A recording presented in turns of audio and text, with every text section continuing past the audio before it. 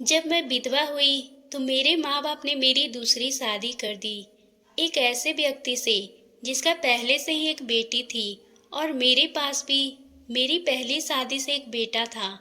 अब मेरा बेटा और बेटी एक ही कमरे में सोते थे और जब सुबह को मेरी बेटी सोकर उठती तो उसके पूरे शरीर में बहुत दर्द होता और मेरी बेटी लंगड़ा लंगड़ा कर चलती। ऐसा हर दिन का हो गया था। वो अपनी बेड की चादर हर दिन चेंज करती और फिर मुझसे छुप छुपा कर अपनी पुरानी चादर धो देती और खुद नहाने भी चली जाती थी। कई बार तो मेरी बेटी बेहोश भी हो जाया करती थी। वह दिन पर दिन बहुत ही कमज़ोर होती जा रही थी।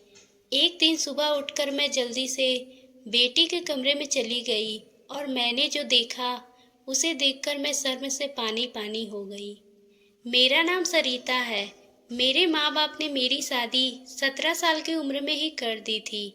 मैं अपने माँ बाप की इकलौती बेटी थी, मगर मुझे ऐसा लगता था मैं उन पे एक बहुत ही बड़ा बोझ हूँ, मानो जैसे कि मैं उनकी बेटी ही नहीं थी। मेरे पैदा होने के बाद ही मेरी माँ के चेहरे पे कोई खुशी नहीं देख पाई और मेरे पिता को उनको तो बेटे की बहुत इच्छा थी। बस इसी कारण वो मुझसे नफरत करते थे और मुझे सख्ती से बातें करते। इन सभी के वजह से उन्होंने मेरी शादी जल्दी से जल्दी करवा दी। मेरे पति सरकारी स्कूल में एक शिक्षक थे। शादी के कुछ ही साल बाद हमारी एक बेटा हुआ था जो अब 3 साल का हो गया था।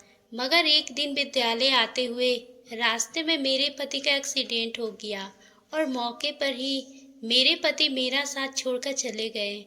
वह दिन मेरे लिए किसी कयामत से कम नहीं था। मुझ पर तो परेशानी का पहाड़ ही टूट पड़ा था। कुछ ही दिन गुजरने के बाद मेरे सास ससुर ने भी मुझे अपने घर से निकाल दिया था। शायद मैं उन पर भी बोझ थी। वह भी मुझे अपनी बहू नहीं समझते थे। उनके ख्याल से मैं एक मनहूस औरत थी, जैसे मैंने ही उनके बेटे को मार दिया हो। फिर मैं चुपचाप अपने माँ बाप के यहाँ घर आ गई।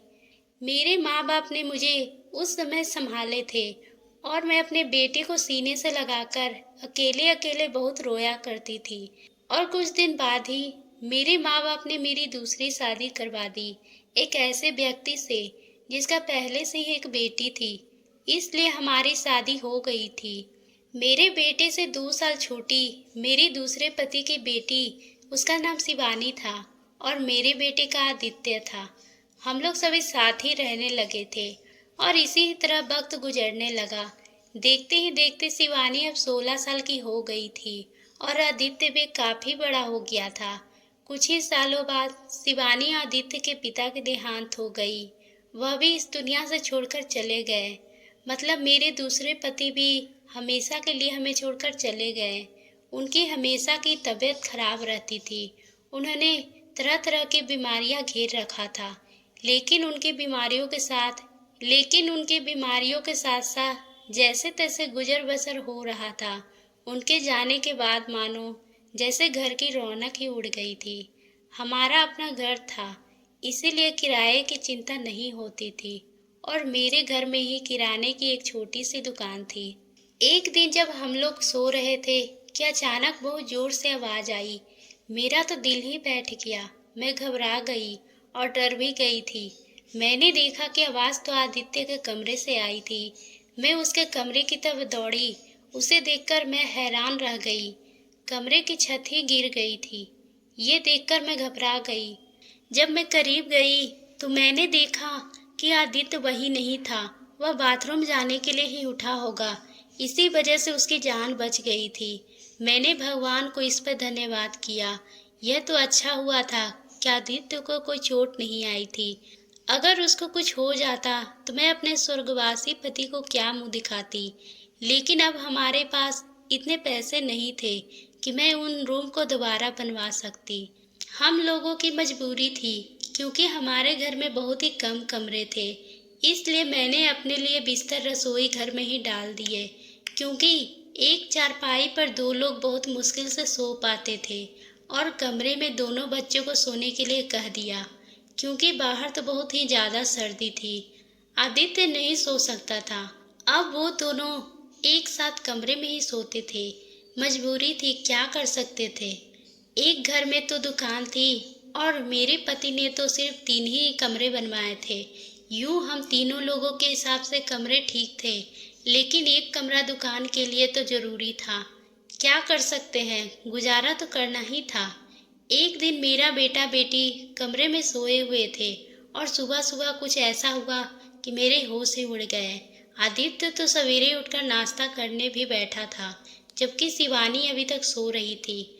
वह तो इतनी देर तक नहीं सोती थी, लेकिन आज वो इतनी देर क्यों सो रही थी? उसकी आदत थी, सुबह जल्दी उठ जाया करती थी।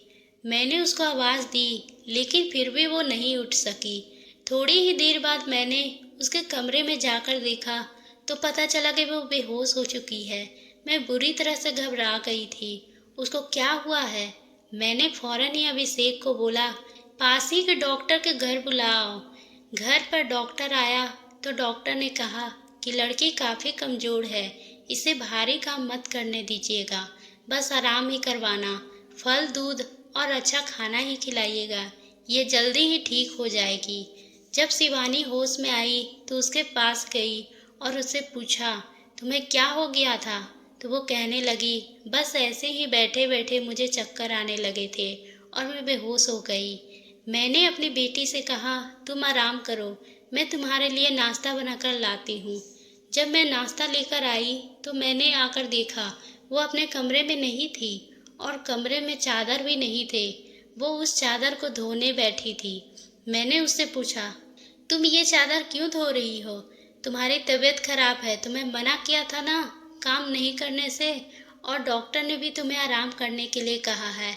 मैं उस पर बहुत चिल्लाई और कहा, यहाँ से उठो और अपने कमरे में जाओ और नाश्ता करो, तुम खाओ पियो तभी तुम ठीक होगी।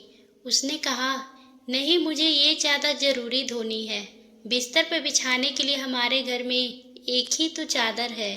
मैंने कहा, अचानक से चादर धोने का भूत तुम्हारे सर पे क्यों सवार हो गया है?